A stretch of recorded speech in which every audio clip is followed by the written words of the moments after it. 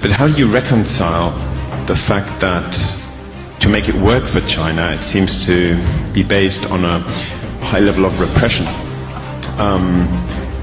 environmental destruction, censorship, a certain ideological stubbornness? How do you reconcile that, and why do you think that's? I mean, do you think that's tolerable?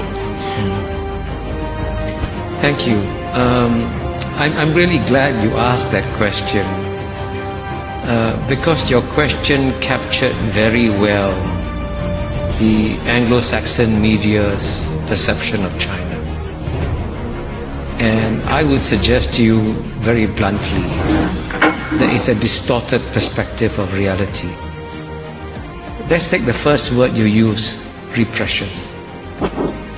If the Communist Party of China only relied on repression to stay in power, it would not create the most dynamic economy in the world, right? It is by far the most dynamic economy in the world. It has delivered the fastest growing economy for 30 years. And it has done this by educating the Chinese people to a level and extent that the Chinese people have never been educated ever before.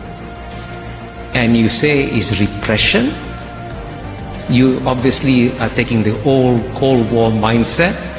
139 million Chinese left China freely. 139 million Chinese, right? That's twice the population of the UK. Went back to China. So all your description, when you say environmental degradation, China's climate change policies are far more responsible than those of the United States, which has not once but twice withdrawn from global environmental protocols. And you know what? The reason why we're having climate change today is not because of new flows of greenhouse gas emissions from China and India. It's because of what the Western countries have put in the atmosphere since the Western Industrial Revolution. Get the data. The single largest contributor, cumulatively, right, is number 1, United States, number 2, Europe, number 3, China. Right?